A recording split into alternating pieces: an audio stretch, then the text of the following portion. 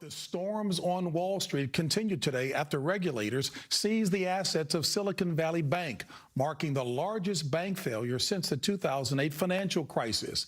The California bank's collapse, the second largest in U.S. history, is now raising concerns about the broader economy. CBS's Nancy Cordes has more. The nation's 16th largest bank collapsed within hours, leaving customers in limbo and forcing federal regulators to swoop in. One of our amazing investors alerted us, and essentially he said, the bank is imploding. Get out as soon as you can. Allison Greenberg is the CEO of a maternity care startup based in L.A. Her co-founder transferred nearly all their business funds out just in time. The website was down, the phone lines were tied up. Even now, if you call the FDIC, you can only leave a message. This is extremely scary for those of us who, pay salaries and put food on the table for our employees. Silicon Valley Bank caters to tech companies, which have been hit hard by rising interest rates. Recently, the bank reported its assets were running low. That was the flare that went up and said, hey, I got a problem. And that's when the run started in earnest. The FDIC took over the bank around noon today, but it only insures deposits up to $250,000.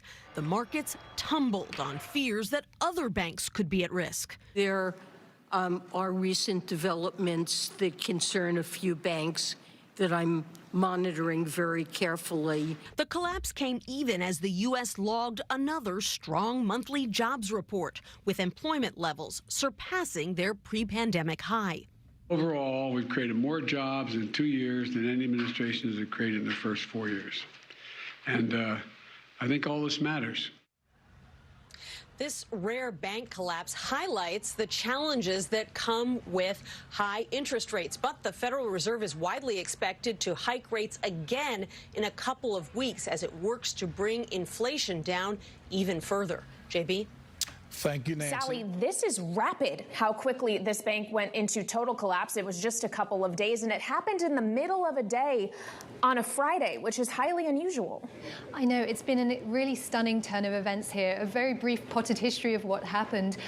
This bank, it had really a 1-2 punch of having a very concentrated depositor base with startups, and then it also felt the pain of rising interest rate hikes. And then over the past few days, it tried to initiate this rescue plan and raise capital, but unfortunately had to abandon that plan.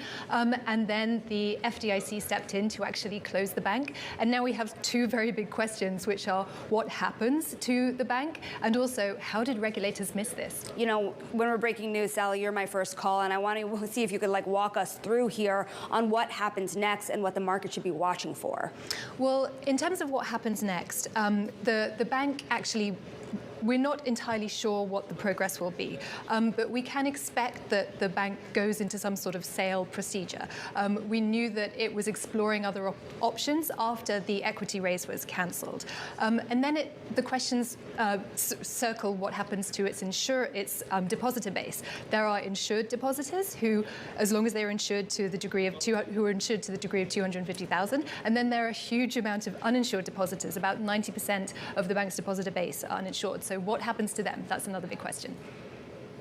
Yeah, and if those depositors that are uninsured, Sally, aren't made whole, does that not just intensify the risk of contagion here? I think that's what the bank regulators really have to act now to stave off. They don't want to have another Silicon Valley Bank on their hands next week. And we know that the issue that the bank has been hit with, it's a kind of disease that other banks are also facing to varying degrees. Silicon Valley Bank was a really extreme example of what happens when the Federal Reserve hikes interest rates, and it was compounded by the fact that the bank has this concentration in startups. And so the regulators really need to act fast in order to contain this, to stave off any kind of fears that it will happen to other banks.